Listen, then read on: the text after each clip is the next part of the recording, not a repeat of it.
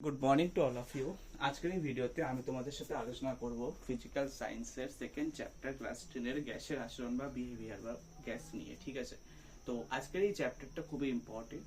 যে সমস্ত বন্ধুরা মাধ্যমিক 2026 এ মাধ্যমিক দেবে তাদের জন্য এই চ্যাপ্টারটা খুবই ইম্পর্টেন্ট। এবং আমি জাস্ট তোমাদেরকে সাজেস্ট করব যে তোমরা রেগুলারলি ভিডিও দেখতে থাকো, কারণ তোমাদের পরীক্ষা কিন্তু জাস্ট আর কিছু কয়েকটা মাস বাকি আছে। তো কাজেই মানে তোমাদের কাছে সময় বেশি নেই, এবার তোমাদের টেস্ট পরীক্ষাও রয়েছে। তো আমি যে ভিডিওগুলো আপলোড করছি সেই ভিডিওগুলো কন্টিনিউয়াসলি দেখতে থাকো এবং আশা করি তোমাদের হেল্পফুল হবে। এবং আমি তোমাদেরকে আবারও বলছি, যে সমস্ত বন্ধুরা চ্যানেলে নতুন তারা অবশ্যই করে চ্যানেলটিকে সাবস্ক্রাইব করো এবং আমার পাশে থাকো। কারণ এখন বেঙ্গলি ইঞ্জিনিয়ার তবে প্রথম সবে থেকে শুরু করেছে এবং এখনো বহু পথ চলা বাকি আছে। তোমাদের সাপোর্ট পেলে আমরা আরো বেশি এগিয়ে যেতে পারবো। এখন আমাদের টার্গেট হচ্ছে মাধ্যমিক 2026।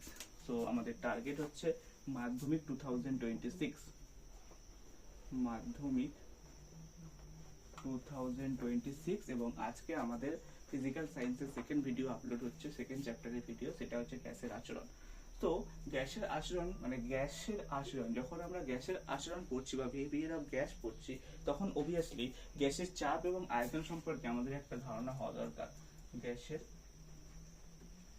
চাপ ও আয়তন। এবারে গ্যাসের চাপ ও আয়তন বলতে কি বোঝায়? চাপ কি? চাপ হচ্ছে তোমার একক ক্ষেত্রফলে প্রযুক্ত বলকে বলা হয় চাপ। আর গ্যাসের কিন্তু নির্দিষ্ট কোনো আয়তন হয় না, ঠিক আছে? গ্যাস যে কোনো পাত্রে থাকে, যদি থাকে তাহলে সেটাই হচ্ছে সেই গ্যাসের আয়তন হয়, সেই পাত্রের আয়তনই হয় গ্যাসের আয়তন, ঠিক আছে? এবারে আয়তনের একক কি? আয়তনের একক, আয়তনের এসআই একক হচ্ছে মিটার কিউব এবং সিজিএস একক হচ্ছে সেন্টিমিটার কিউব, ঠিক আছে? তেমনি চাপের এসআই একক হচ্ছে নিউটন পার মিটার স্কোয়ার এবং সিজিএস একক হচ্ছে ডাইন পার সেন্টিমিটার স্কোয়ার, ঠিক আছে? এবারে তোমার হচ্ছে গ্যাসের চাপের সংজ্ঞাটা জেনে নাও, ঠিক আছে? নির্দিষ্ট উষ্ণতায় কোনো আবদ্ধ পাত্রে অবস্থিত গ্যাস ওই পাত্রের দেওয়ালের ভিতরে একক ক্ষেত্রফলে প্রযুক্ত লম্বভাবে যে পরিমাণ বল প্রয়োগ করে তাকে গ্যাসের চাপ বলা হয়। বেসিক্যালি চাপ কি? চাপ ইজ এ নর্মাল ফোর্স, ঠিক আছে, যেটা লম্বভাবে ক্রিয়া করে একক ক্ষেত্রফলের উপরে প্রযুক্ত লম্বভাবে বলকে বলা হয় চাপ। তো বেসিক্যালি এখানে কি বলছে? গ্যাসের চাপ কি? গ্যাসের চাপ বলতে কি বোঝাচ্ছে? গ্যাসের চাপ বলতে বোঝাচ্ছে নির্দিষ্ট উষ্ণতায়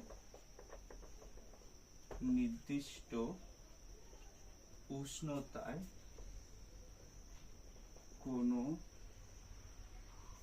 আবদ্ধ পাত্রে অবস্থিত গ্যাস ওই পাত্রের ভিতরে দেয়ালের একক ক্ষেত্রফলে লম্বভাবে প্রযুক্ত বলকে বলা হয় গ্যাসের চাপ। গ্যাসের চাপ কি বলছে? নির্দিষ্ট উষ্ণতায় কোনো আবদ্ধ পাত্রে অবস্থিত গ্যাস ওই পাত্রের ভিতরে দেওয়ালে একক ক্ষেত্রফলে প্রযুক্ত লম্বভাবে প্রযুক্ত বলকে বলা হয় ওই গ্যাসের চাপ, ঠিক আছে? এবারে প্রমাণ উষ্ণতা ও চাপ, standard temperature and pressure. 0 degree centigrade বা 273 কেলভিন উষ্ণতাকে প্রমাণ উষ্ণতা ধরা হয় এবং 0 ডিগ্রি সেন্টিগ্রেড উষ্ণতার 45 ডিগ্রি অক্ষাংশে গড় সমুদ্র পৃষ্ঠ থেকে সঠিক 76 সেন্টিমিটার পারস্তম্ভ যে চাপ প্রয়োগ করে তাকে 1 প্রমাণ চাপ বা 1 অ্যাটমসফেরিক প্রেসার বলা হয়। এবারে চাপের এসআই একক কি? চাপের এসআই একক হচ্ছে পাস্কাল বা 1 নিউটন পার মিটার স্কোয়ার, ঠিক আছে? এবারে হচ্ছে গ্যাসের চাপ এবং আয়তন নিয়ে যখন আমরা আলোচনা করছি, তখন অবভিয়াসলি মানে আমাদের কাছে কিছু কিছু ফর্মুলা চলে আসে, ঠিক আছে, কিছু কিছু ইম্পর্টেন্ট ফর্মুলা আমাদের কাছে এসে উপস্থিত হয় যখন আমরা গ্যাসের চাপ এবং গ্যাসের আয়তন নিয়ে ডিল করছি। তো সেই সমস্ত ফর্মুলাগুলো কি, যখন দেখো গ্যাসের নির্দিষ্ট কোনো আকার বা আয়তন হয় না, ঠিক আছে, গ্যাস যে পাত্রের মধ্যে থাকে সেই পাত্রের মধ্যেই তার সেই পাত্রের যে আয়তন, সেই আয়তনটাই হচ্ছে গ্যাসের আয়তন হয়, কিন্তু গ্যাসের চাপ আছে, ঠিক আছে। এবারে এই গ্যাসের চাপ এবং গ্যাসের আয়তন কিভাবে একে অপরের সাথে সম্পর্কিত সেই সংক্রান্ত যে ফর্মুলা, সেই সংক্রান্ত মানে যে বিজ্ঞান আমরা আলোচনা করি যে সূত্রের দ্বারা, সেটা হচ্ছে বয়েল সূত্র। এবারে আমরা জানবো বয়েলের সূত্র সম্পর্কে, ঠিক আছে। Just 1 minute for erasing all these things.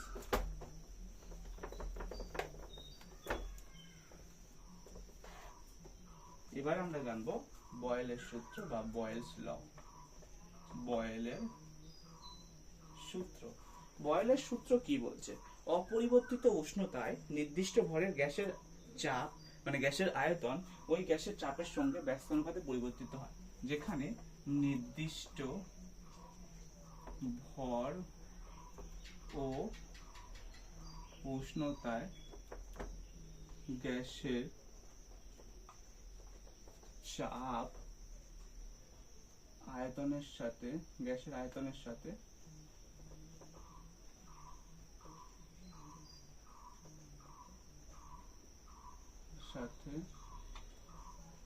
ব্যস্তানুপাতে পরিবর্তিত হয়, বা অপোজিটটাও সেম, নির্দিষ্ট ভর ও উষ্ণতায় গ্যাসের আয়তন গ্যাসের চাপের সাথে ব্যস্তানুপাতে পরিবর্তিত হয়।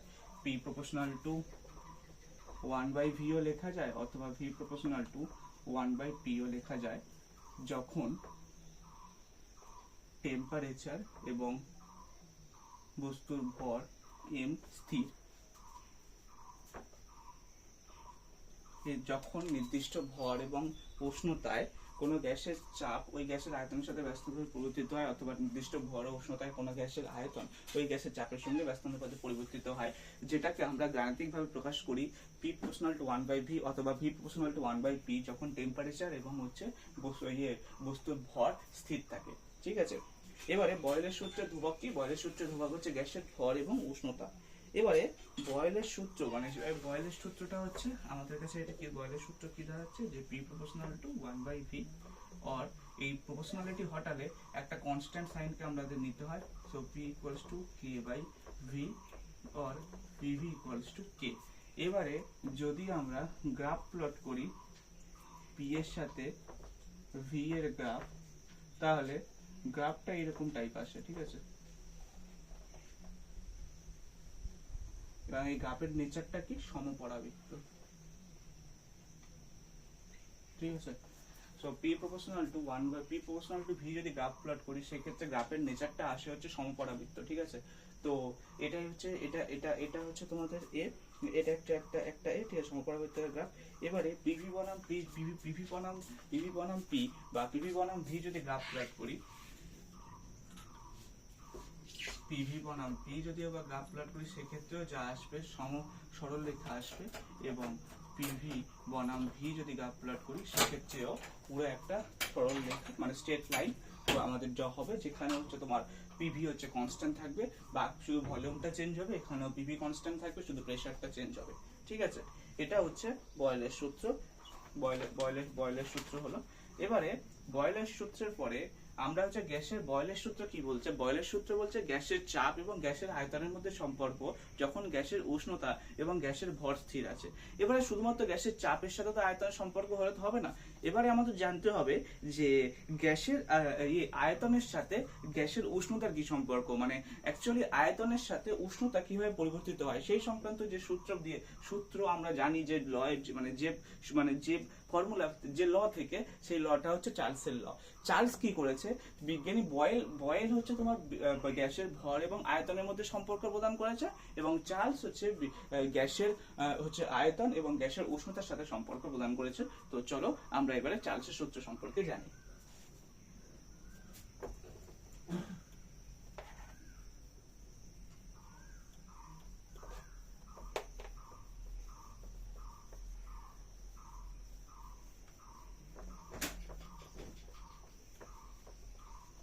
এবার আমরা আলোচনা করব চার্লসের সূত্র সম্পর্কে। চার্লসের সূত্র।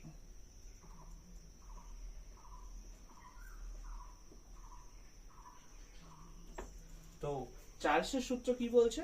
অপরিবর্তিত চাপে এবং নির্দিষ্ট ভরে গ্যাসের আয়তন প্রতি 1 ডিগ্রি সেন্টিগ্রেড উষ্ণতা বৃদ্ধি বা হ্রাসে ওই গ্যাসের 0 ডিগ্রি সেন্টিগ্রেড উষ্ণতায় গ্যাসের আয়তনের 1/273 অংশ বৃদ্ধি বা হ্রাস পায়। কি বলছে?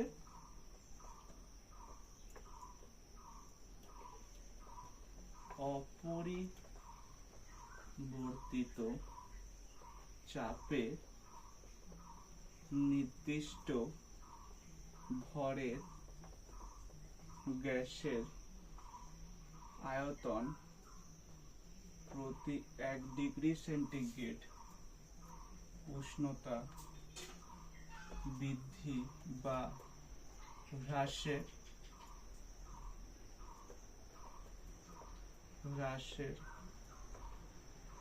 জন্য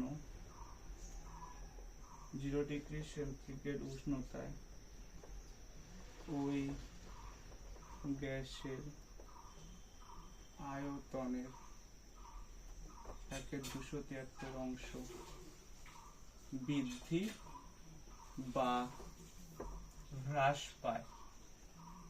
ঠিক আছে, তো চার্লসের সূত্র বেসিক্যালি কি বলছে যে অপরিবর্তিত চাপে এবং নির্দিষ্ট ভরের গ্যাসের আয়তন প্রতি 1 ডিগ্রি সেন্টিগ্রেড উষ্ণতা বৃদ্ধি বা হ্রাসের জন্য 0 ডিগ্রি সেন্টিগ্রেড উষ্ণতা ওই গ্যাসের আয়তনের 1/273 অংশ বৃদ্ধি বা হ্রাস পায়। ঠিক আছে, তো ধরি n মোল অণু গ্যাসের চাপ হচ্ছে P।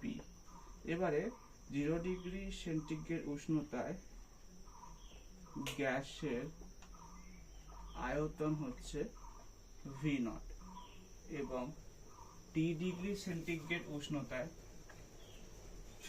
গ্যাসের আয়তন হচ্ছে VT। ঠিক আছে, এবারে N এবং P এর মান অপরিবর্তিত। ঠিক আছে, বেসিক্যালি এখানে হচ্ছে তো n মূল সংখ্যাটাকে আমরা কনস্ট্যান্ট ধরেছি এবং চাপ তো কনস্ট্যান্ট ছিল, যেহেতু ফর্মুলাতে কি বলছে চার্লসের সূত্র যে নির্দিষ্ট ভর এবং গ্যাসের চাপ স্থির থাকলে গ্যাসের চাপ এবং গ্যাসের ভর স্থির রেখে গ্যাসের আয়তন প্রতি 1 ডিগ্রি সেন্টিগ্রেড উষ্ণতা বৃদ্ধি বা হ্রাসে ওই গ্যাসের 0 ডিগ্রি সেন্টিগ্রেড গ্যাসের উষ্ণতা 1 ডিগ্রি সেন্টিগ্রেড গ্যাসের আয়তন বলছি, সরি এটা গ্যাসের আয়তন প্রতি 1 ডিগ্রি সেন্টিগ্রেড উষ্ণতা বৃদ্ধি বা হ্রাসের জন্য ওই গ্যাসের 0 ডিগ্রি সেন্টিগ্রেড উষ্ণতা আয়তন 1/273 অংশ বৃদ্ধি বা হ্রাস পায় বেসিক্যালি।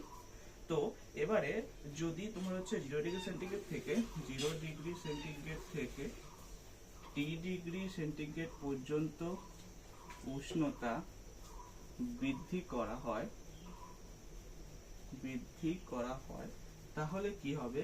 তাহলে হচ্ছে তোমার যে T ডিগ্রি সেন্টিগ্রেড উষ্ণতায়, তাহলে T ডিগ্রি সেন্টিগ্রেড উষ্ণতায় যেটা আয়তন সেটা হবে 0 ডিগ্রি সেন্টিগ্রেড উষ্ণতা প্লাস 0 ডিগ্রি সেন্টিগ্রেড উষ্ণতায় 1/273 অংশ প্লাস T/273, তো V0 × 1 প্লাস T/273। এটা হচ্ছে তোমার ওই গ্যাসের হচ্ছে তোমার আয়তন হবে আফটার টি টেম্পারেচার পরে। ঠিক আছে, এটাই হচ্ছে তোমার চার্লসের সূত্রের গাণিতিক রূপ, যেখানে হচ্ছে গ্যাসের ভর এবং গ্যাসের চাপ স্থির থাকে, যেখানে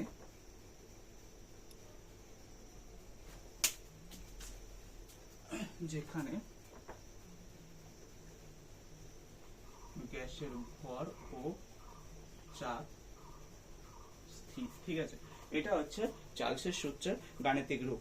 ঠিক আছে, এবারে চার্লসের সূত্রের গাণিতিক রূপ যদি এটা হয়, তাহলে সেক্ষেত্রে যদি আমি গ্রাফ প্লট করি, V ভার্সেস T এর গ্রাফ প্লট করি, যদি এটা হচ্ছে V আর এটা হচ্ছে যদি T এর গ্রাফ প্লট হয়, তাহলে সেক্ষেত্রে গ্রাফটা মূল বিন্দুকে ছেদ না করে তার থেকে কিছু দূরে গিয়ে নেগেটিভ অ্যাক্সিসকে ছেদ করে। ঠিক আছে, এটা হচ্ছে তোমার চার্লসের সূত্রের গাণিতিক রূপ, এবং এই টাইম যখন নেগেটিভ অ্যাক্সিসে -273 ডিগ্রি সেন্টিগ্রেডে গিয়ে ছেদ করছে, তখনই আসে পরম শূন্য উষ্ণতার ধারণা বা কেলভিন স্কেল, যেখানে -273 ডিগ্রি সেন্টিগ্রেডকে ধরা হয় 0 কেলভিন।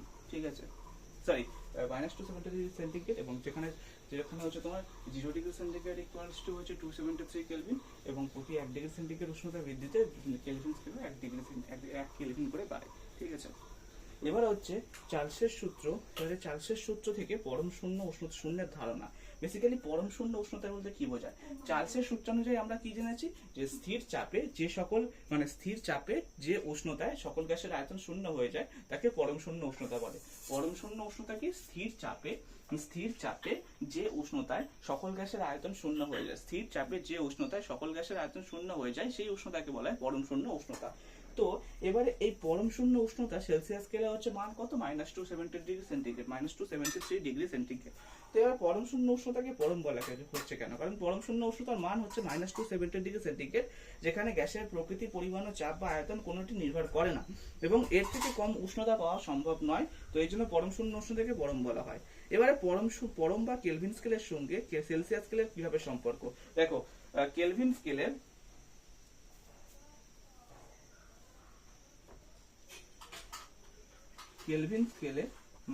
সেলসিয়াস স্কেলে -273 degree centigrade equals to 0 kelvin.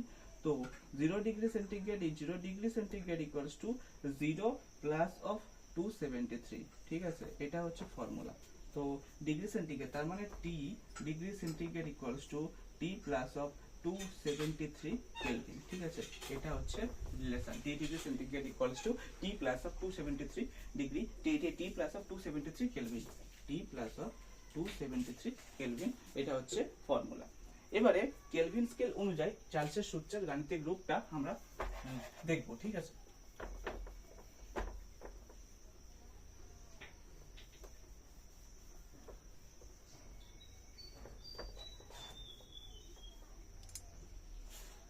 তো এবার হচ্ছে কেলভিন স্কেল অনুযায়ী চার্লসের সূত্রের গাণিতিক রূপটা কি হবে? তো তোমার হচ্ছে কেলভিন স্কেল অনুযায়ী চার্লসের সূত্রের গাণিতিক রূপ হচ্ছে তোমার হবে এরকম যে স্থির ভর ও চাপে গ্যাসের আয়তন গ্যাসের উষ্ণতার সঙ্গে সমানুপাতে পরিবর্তিত হয়। That means V proportional to capital T, এখানে capital T in Kelvin scale. ঠিক আছে, V proportional to capital T। এবারে তোমার হচ্ছে এটা হলো। তো এবারে যদি V এর সাথে T এর গ্রাফ প্লট করি, ক্যাপিটাল V এর সাথে ক্যাপিটাল T এর গ্রাফ কেলভিন স্কেলে, তাহলে সেক্ষেত্রে মূল বিন্দুকে আমি সরলরেখা আমরা পাবো। ঠিক আছে, এটা হচ্ছে চার্লসের সূত্রের গাণিতিক রূপ যখন হচ্ছে তোমার কেলভিন স্কেল ইউজ করা হয় বা পরম উষ্ণতা সম্পর্ক। ঠিক আছে, এবারে বয়েল ও চার্লসের সূত্রের সমন্বয় ঘটাচ্ছি। বয়েল ও চার্লসের সূত্রের সমন্বয়। তো যখন বয়েল ও চার্লসের সূত্রের সমন্বয় ঘটানো হবে তখন ধরো আমি ধরলাম যে একটা গ্যাস নেওয়া হয়েছে। ঠিক আছে, ধরো একটা গ্যাস নেওয়া হয়েছে। তো এবারে ধরি একটি গ্যাস নেওয়া হয়েছে। এবারে গ্যাসের চাপ হচ্ছে P, ধরি গ্যাসের চাপ হচ্ছে P, আয়তন হচ্ছে V। ঠিক আছে, এবং উষ্ণতা যদি T হয় তাহলে সেক্ষেত্রে বয়েল সূত্র অনুযায়ী কি লেখা যায়? বয়েল সূত্র অনুযায়ী লেখা যায় P proportional to 1/V যখন বস্তুর ভর এবং উষ্ণতা স্থির থাকে। ঠিক আছে, যখন বস্তুর ভর এবং উষ্ণতা স্থির থাকে। এবং চার্লসের সূত্র অনুযায়ী কি লেখা যায়? V proportional to T যখন বস্তুর ভর এবং চাপ স্থির থাকে।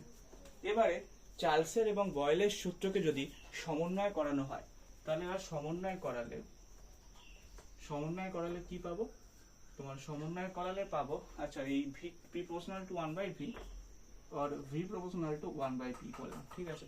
তাহলে যদি চার্লসের সূত্র আর বয়েলের সূত্রের সমন্বয় করি তাহলে পাবো v proportional to t/p or pv proportional to t, ঠিক আছে, or pv proportional to t, এটা আমরা পাবো, ঠিক আছে।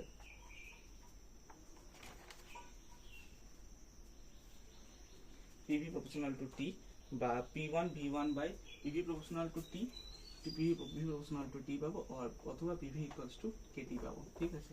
মানে প্রপোর্শনালটাকে হটালে কনস্ট্যান্ট চলে আসবে, ঠিক আছে। এটা গেল বয়েল এবং চার্লসের সূত্রের সমন্বয়। এবার হচ্ছে মোলার আয়তন নিয়ে আলোচনা করব, ঠিক আছে। নরমাল আয়তন নিয়ে আলোচনা করেছি, এবারে মোলার আয়তন নিয়ে আলোচনা করব।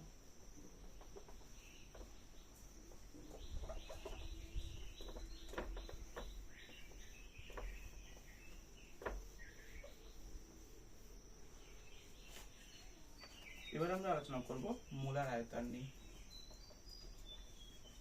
মোলার আয়তন, তো মোলার আয়তন কি বলছে, যে নির্দিষ্ট উষ্ণতায় ও চাপে 1 মোল অণু পরিমাণ যে কোনো গ্যাসীয় পদার্থ যে আয়তন অধিকার করে, ওই তার মানে সেই একই চাপ এবং উষ্ণতায় ওই গ্যাসীয় পদার্থের আণবিক আয়তন বা মোলার আয়তন বলা হয়। বেসিক্যালি কি বলছে, যে নির্দিষ্ট উষ্ণতায় ও চাপে 1 মোল পরিমাণ অণু, মানে অণু যে কোনো গ্যাসীয় পদার্থ, 1 মোল অণু পরিমাণ যে কোনো গ্যাসীয় পদার্থ যে আয়তন অধিকার করে তাকে ওই চাপ ও উষ্ণতায় ওই গ্যাসীয় পদার্থের আণবিক আয়তন বা মোলার আয়তন বলে। কি বলছে, যে নির্দিষ্ট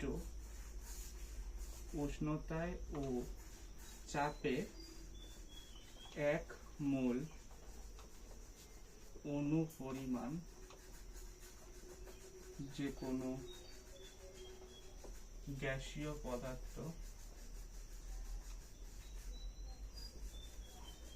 যে আয়তন অধিকার করে তাকে ওই চাপ ও উষ্ণতায় ওই গ্যাসীয় পদার্থের গ্রাম আণবিক আয়তন বা মোলার আয়তন বলে, ঠিক আছে। সো এবারে অ্যাভোগাড্রোর সূত্র, ঠিক আছে, অ্যাভোগাড্রোর সূত্রের অবতারণা। এবার অ্যাভোগাড্রোর সূত্র কি বলছে, অ্যাভোগাড্রোর সূত্র বলছে উষ্ণতা এবং চাপ অপরিবর্তিত থাকলে কোনো গ্যাসের আয়তন ওই গ্যাসের মোল অণুর সঙ্গে সমানুপাতে পরিবর্তিত হয়। এটা গেল মোলার আয়তনের ধারণা। এবারে আমরা মোলার আয়তনের ধারণা পড়ার পরে এবারে আমাদের কাছে আসবে কিভাবে গ্যাসের, মানে গ্যাসের প্রথমে আমরা পড়লাম কি গ্যাসের চাপ গ্যাসের আয়তনের সাথে কিভাবে পরিবর্তিত হয়, তারপরে পড়লাম যে গ্যাসের আয়তনের সাথে গ্যাসের উষ্ণতা কিভাবে পরিবর্তিত হয় যখন গ্যাসের চাপ এবং গ্যাসের ভর স্থির আছে। প্রথমে পড়েছিলাম গ্যাসের আয়তনের সাথে গ্যাসের চাপ কিভাবে পরিবর্তিত হয় যখন গ্যাসের উষ্ণতা এবং গ্যাসের ভর স্থির আছে। সেকেন্ডে পড়লাম কি, যে গ্যাসের আয়তনের সাথে গ্যাসের উষ্ণতা কিভাবে অপরিবর্তিত, মানে কিভাবে পরিবর্তিত হয় যখন হচ্ছে গ্যাসের চাপ হচ্ছে স্থির আছে এবং গ্যাসের ভর স্থির আছে। এবারে আমরা পড়ব যে কিভাবে গ্যাসের আয়তন গ্যাসের মোল সংখ্যার সঙ্গে পরিবর্তিত হয় যখন হচ্ছে গ্যাসের চাপ এবং গ্যাসের গ্যাসের চাপ এবং গ্যাসের উষ্ণতা অপরিবর্তিত আছে, ঠিক আছে। তো এবারে আমরা পড়ব কি অ্যাভোগাড্রোর সূত্র।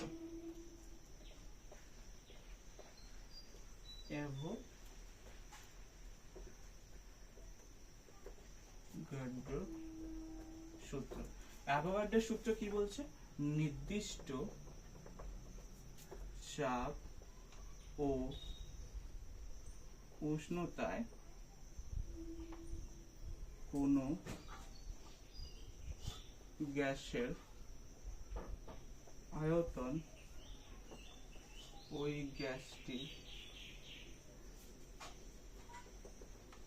মূল অণু সংখ্যার সঙ্গে সমানুপাতিক হয়। মূল অণুর সংখ্যার সঙ্গে সমানুপাতিক হয়।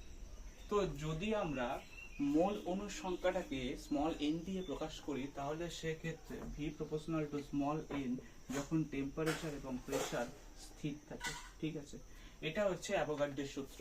বেসিক্যালি আমরা বয়েল সূত্র থেকে কি পেয়েছিলাম যে ভি প্রপোর্শনাল টু 1/p, যখন গ্যাসের উষ্ণতা এবং গ্যাসের ভর স্থির থাকে। তারপরে চার্লসের সূত্র থেকে আমরা পেয়েছিলাম V proportional two capital T, যখন এটা বেসিক্যালি পরম শূন্য উষ্ণতায় পেয়েছিলাম। আর নর্মালি পেয়েছিলাম হচ্ছে V proportional to V equals to V naught into 1 plus T by 273, মানে বেসিক্যালি হচ্ছে গ্যাসের নির্দিষ্ট স্থির চাপে, মানে স্থির চাপে এবং হচ্ছে ভরে হচ্ছে কোনো গ্যাসের আয়তন, ওই গ্যাসের 0 ডিগ্রি সেন্টিগ্রেড উষ্ণতা আয়তনে 1/273 অংশ বৃদ্ধি বা হ্রাস পায়। ঠিক আছে, এটা হচ্ছে গ্যাসের চার্লসের সূত্র, একটা অরিজিনাল সূত্র। তারপরে চার্লসের সূত্র থেকে পরম শূন্য উষ্ণতা ধারণা পেয়েছিলাম। পরম শূন্য উষ্ণতা ধারণা পাওয়ার পরে তার কেলভিন স্কেলে চার্লসের সূত্রকে কিভাবে প্রকাশ করা যায় সেটা দেখেছিলাম। সেখানে আমরা পেয়েছিলাম V proportional two capital T, যখন গ্যাসের চাপ এবং গ্যাসের ভর স্থির থাকে। তারপরে পেলাম অ্যাভোগাড্রোর সূত্র। অ্যাভোগাড্রোর সূত্র কি পেয়েছি, যে গ্যাসের আয়তন ওই গ্যাসের মূল সংখ্যার সঙ্গে সমানুপাতে পরিবর্তিত হয় যখন গ্যাসের চাপ এবং গ্যাসের উষ্ণতা স্থির থাকে। ঠিক আছে, এবারে আমরা এই তিনটেকে হচ্ছে তো এবার সমন্বয় করব। ঠিক আছে, তারপরে আরেকটা, এটা এটা এটা হলো একটা। তারপরে এবারে হচ্ছে গেলুসাকের সূত্রটা পড়ে নিই। ঠিক আছে, এটা গেল আয়তন সংক্রান্ত। এবারে হচ্ছে গেলুসাকের সূত্র পড়বো, গ্যাসের চাপ কিভাবে পরিবর্তিত হয়।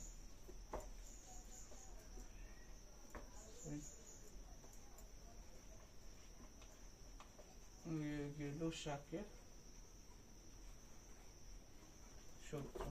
এবারে গেলুসাক কি বলছে, গেলুসাক বলছে যে একই চাপ ও উষ্ণতায় গ্যাসীয় বিক্রিয়ায় অংশগ্রহণকারী বিক্রিয়ক গ্যাসগুলি তাদের আয়তনের সরল অনুপাতে বিক্রিয়া করে, এবং উৎপন্ন পদার্থ যদি গ্যাসীয় হয় তাহলে ওই একই চাপ ও উষ্ণতায় উৎপন্ন গ্যাসের আয়তন বিকারক আয়তনগুলির সাথে সরল অনুপাতে থাকে। মানে বেসিক্যালি এটা বোঝাতে চাইছে, মানে বেসিক্যালি তোমার হচ্ছে গেলুসাকের সূত্র এটাই বলতে চাইছে যে বিক্রিয়ক যে অনুপাতে রয়েছে, বিক্রিয়ক কোন একটা মানে এতে কোন একটা কি বলা যেতে পারে বিকারে একটা বিক্রিয়ক যে অনুপাতে রয়েছে, যদি সেই যদি একই উষ্ণতা এবং চাপটাকে যদি একই রাখা হয়, তাহলে সেক্ষেত্রে বিক্রিয়াজাত পদার্থ যেটা পাবো সেটারও আয়তন সেই একই অনুপাতে থাকবে। এটাই হচ্ছে বোঝাতে চাইছে গেলুসাকের গ্যাস আয়তন সূত্র। ঠিক আছে, বেসিক্যালি কি বলছে যে একই চাপ ও উষ্ণতায় গ্যাসীয় বিক্রিয়ায় অংশগ্রহণকারী বিকারক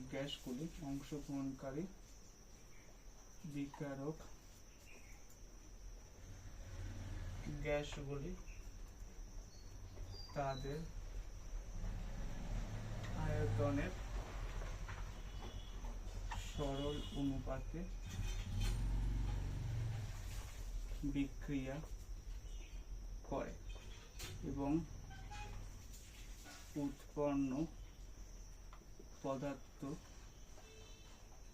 গ্যাসীয় হলে ওই একই চাপ ও উষ্ণতায়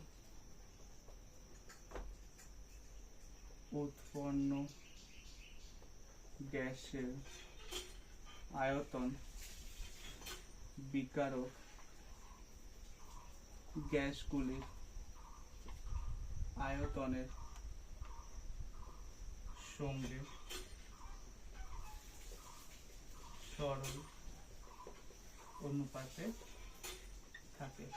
এটা হচ্ছে গেলুসাকের গ্যাস আয়তন সূত্র বা গেলুসাকের সূত্র। গেলুসাকের সূত্র কি বলছে, যে একই চাপ ও উষ্ণতায় গ্যাসীয় বিক্রিয়ায় অংশগ্রহণকারী বিক্রিয়ক গ্যাসগুলির তাদের আয়তনের সঙ্গে সরল অনুপাতে যদি বিক্রিয়া করে, তাহলে সেক্ষেত্রে উৎপন্নজাত পদার্থ গ্যাসীয় হলে সেই একই চাপ ও উষ্ণতায় বিক্রিয়ক গ্যাসের আয়তনের সঙ্গে বিক্রিয়ত পদার্থের আয়তন সরল অনুপাতে থাকবে। এটাই বেসিক্যালি হচ্ছে তোমার গেলুসাকের গ্যাস আয়তন সূত্র বা গেলুসাকের সূত্র। এবারে শুষ্ক বায়ুর চেয়ে আর্দ্র বায়ু হালকা হয় কেন? শুষ্ক বায়ুর থেকে আর্দ্র বায়ু কেন হালকা হয়, এটা আমাদের এটা বলো। দেখো, স্থির উষ্ণতায় বাতাসের জলীয় বাষ্পের পরিমাণ বাড়লে বাতাসের ঘনত্ব হ্রাস পায়।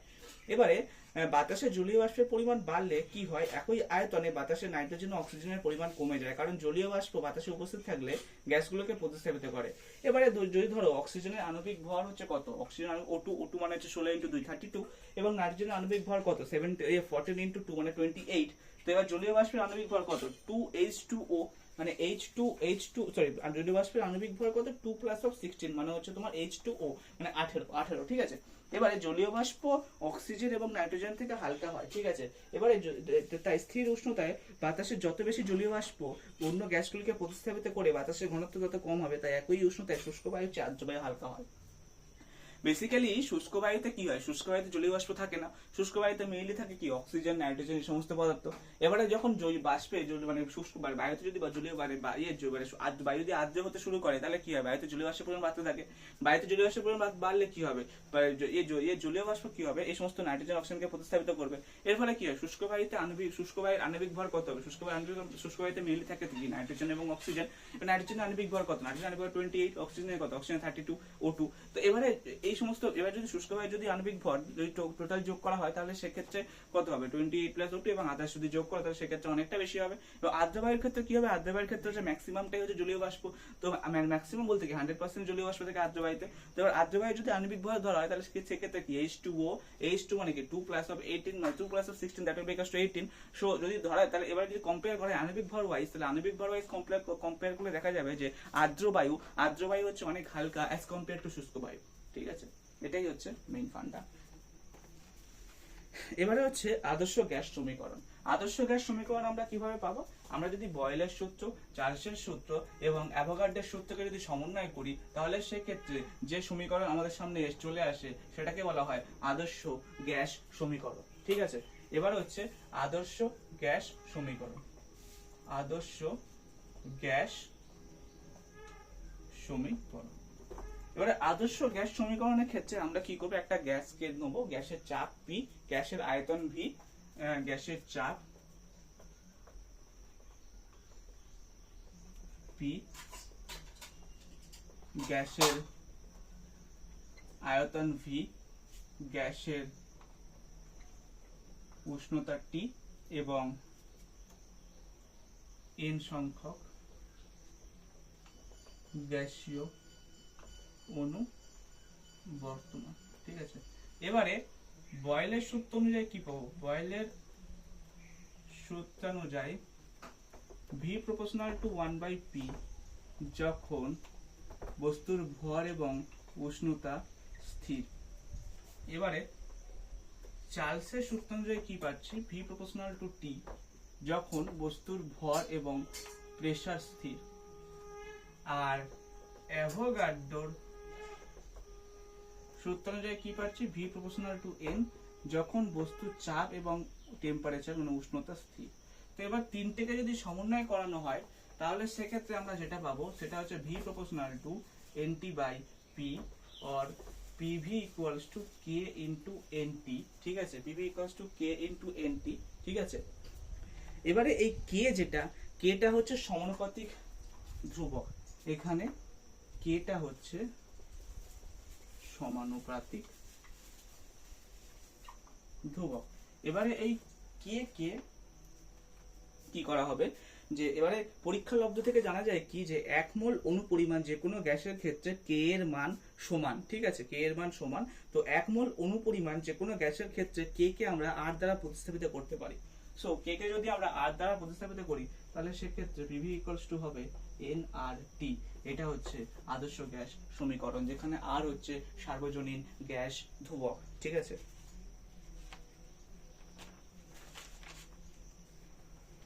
ওকে, এবার হচ্ছে আদর্শ গ্যাস বা আইডিয়াল গ্যাস বলতে কি বোঝায়।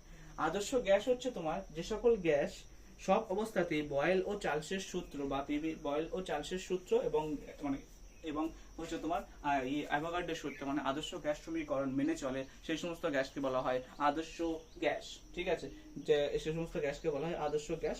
কিন্তু বাস্তবে যদি দেখা যায়, আদর্শ গ্যাস বলে কোনো অস্তিত্ব হয় না, ঠিক আছে। বাস্তবে রিয়াল গ্যাসই থাকে, যেগুলো যারা হচ্ছে ভ্যান ডার ওয়ালস সমীকরণ মেনে চলে, P + A/v² × V - B that equals to RT, ঠিক আছে। এটা হচ্ছে ভ্যান ডার ওয়ালস ইকুয়েশন। আচ্ছা, তো এবারে হচ্ছে আণবিক স্তরে গ্যাসের আচরণ, ঠিক আছে। এবারে আণবিক স্তরে আদর্শ গ্যাসের আচরণ, এটা নিয়ে আমরা আলোচনা করব, ঠিক আছে।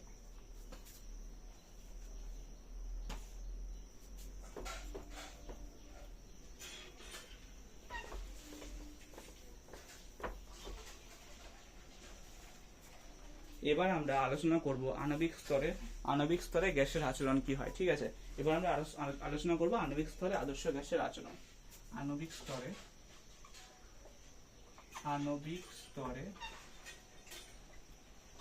আদর্শ গ্যাসের আচরণ। তো এবার আণবিক স্তরে কিভাবে আদর্শ গ্যাস কি আচরণ করে, মানে গ্যাসের গতীয় তত্ত্ব যেগুলো কাইনেটিক থিওরি অফ গ্যাস, সেগুলো নিয়ে আমরা আলোচনা করব। প্রথম কি বলছে? প্রথম বলছে যে প্রত্যেকটি গ্যাস অভিন্ন ভর ও আকারযুক্ত অসংখ্য ক্ষুদ্র গোলকাকার ও পূর্ণ স্থিতিস্থাপক কণা দ্বারা গঠিত হয়। এই কণাগুলোকে বলা হয় অণু। প্রত্যেকটি গ্যাস অভিন্ন ভর এবং আকারযুক্ত অসংখ্য ক্ষুদ্র গোলকাকার কণা এবং পূর্ণ স্থিতিস্থাপক কণা দ্বারা গঠিত হয় এবং এগুলোকে বলা হয় অণু। তারপর সেকেন্ড গতিতত্ত্ব কি বলছে? গ্যাসীয় অণুগুলি বিন্দু ভরের মতো, মানে অণুগুলির নিজের মোট আয়তন গ্যাসের যে পাত্রে রাখা হয় তার আয়তনের তুলনায় খুবই নগণ্য হয়। এবারে গ্যাসীয় অণুগুলির মধ্যে কোনো আকর্ষণ বা বিকর্ষণ বল নেই। এটা হচ্ছে তৃতীয় স্বীকার্য। গ্যাসের অণুগুলির মধ্যে কোনো আকর্ষণ বা বিকর্ষণ বল নেই। অণুগুলির মধ্যে আন্তরাণবিক বলের অনুপস্থিতির জন্য অণুগুলি স্বাধীনভাবে সকল দিকে ও সম্ভাব্য সকল মানে সর্বদা সঞ্চালনশীল। এবার চতুর্থ স্বীকার্য কি বলছে? বিশৃঙ্খল গতির জন্য গ্যাসীয় অণুগুলি পরস্পরের সাথে ও পাত্রের দেওয়ালের মধ্যে অবিরত ধাক্কা খায়। গ্যাসীয় অণুগুলির সাথে পাত্রের দেওয়ালের মধ্যে অবিরাম সংঘর্ষের ফলে গ্যাসের চাপ সৃষ্টি হয় এবং একটা সংঘর্ষের পরে অণুগুলি আরেকটা সংঘর্ষের মধ্যে যে ডিস্টেন্সটা থাকে সেটাকে বলা হয় এই গ্যাসের মুক্ত পথ। ঠিক আছে, এবারে সংঘর্ষের সংখ্যা যত বেশি হয় গ্যাসের চাপের পরিমাণ তত বেশি হয়। ঠিক আছে, এটা তো নরমাল ব্যাপার। তারপর হচ্ছে গ্যাসীয় অণুগুলি পারস্পরিক সংঘর্ষের সময় ও পাত্রের দেওয়ালের সাথে সংঘর্ষের সময় তাদের গতির দিক পরিবর্তিত হয়, কিন্তু তার ফলে মোট অণুগুলির গতিশক্তির পরিমাণের কোনো পরিবর্তন ঘটে না, অর্থাৎ সংঘর্ষ পূর্ণ স্থিতিস্থাপক হয়। আর লাস্ট স্বীকার্য কি? গ্যাসীয় অণুগুলির গড় গতিশক্তি গ্যাসের পরম উষ্ণতার সঙ্গে সমানুপাতিক এবং গ্যাসীয় পদার্থ যে চাপ প্রয়োগ করে তার মান অভিকর্ষীয় বলের উপর নির্ভর করে না। এবারে গ্যাসের অণুর যখন গতিবেগ নির্ণয় করা হয় তখন আমরা গ্যাসের অণুর গড় গতিবেগ নিই। ঠিক আছে, যেটাকে বলা হয় অ্যাভারেজ গতিবেগ, যেটাকে বেসিক্যালি ওই বার সি বার দিয়ে প্রকাশ করা হয়। এবারে ব্যাপন বা ডিফিউশন বলতে কি বোঝায়?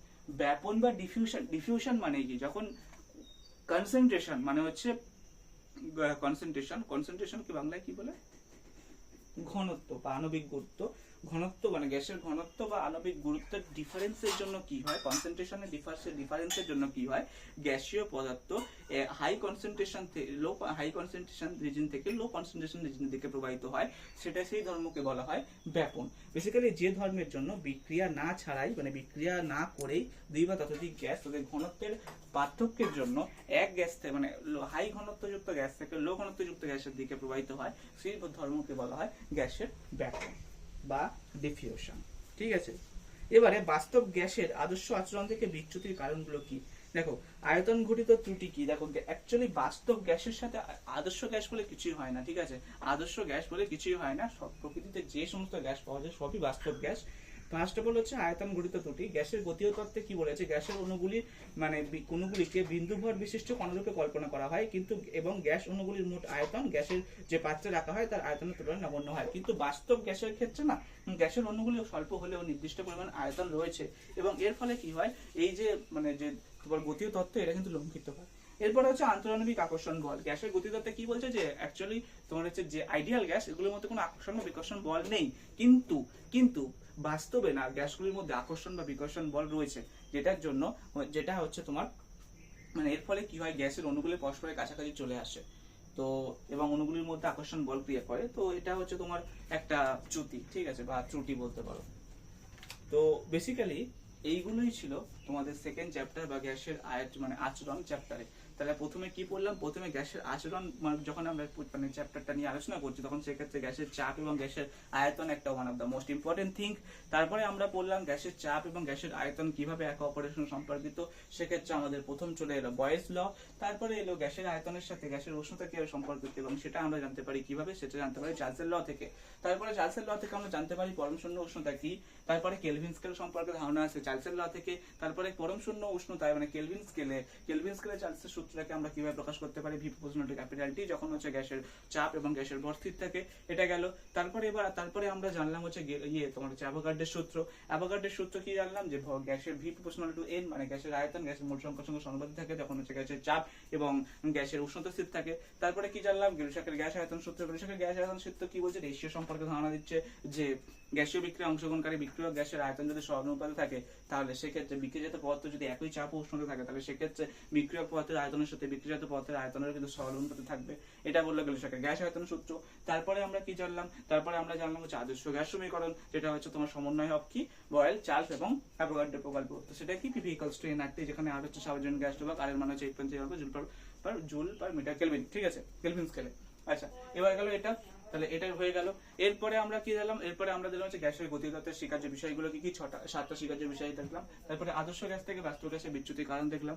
শুষ্ক বায়ু আর্দ্র বায়ু থেকে কেন ভারী সেটাও দেখলাম। ঠিক আছে, তো কাজেই এগুলোই হচ্ছে সেকেন্ড চ্যাপ্টার গ্যাসের আচরণ, এবং এই চ্যাপ্টার থেকে 3 মার্কসের কোশ্চেন থাকে এবং এমসিকিউ থাকে মাধ্যমিকে। তো কাজেই এই চ্যাপ্টারটা ইম্পর্টেন্ট চ্যাপ্টার, এবং এই চ্যাপ্টারটা খুব ইজি চ্যাপ্টার। তুমি যদি থরলি পড়ো তাহলে এই চ্যাপ্টার থেকে আরামসে স্কোর করতে পারবে। এবং এই চ্যাপ্টার থেকে প্রবলেমেটিক কোশ্চেন দেয়, মানে প্রবলেমেটিক কোশ্চেন বলতে তোমাদের অঙ্ক রিলেটেড, মানে অঙ্কের মতো কোশ্চেন থাকে। ঠিক আছে, যে তোমরা অঙ্ক কোশ্চেন অ্যান্সার বার করতে হয়। প্রথম এই চ্যাপ্টার থেকে তোমরা অঙ্ক কোশ্চেন অ্যান্সার বার করা শিখবে।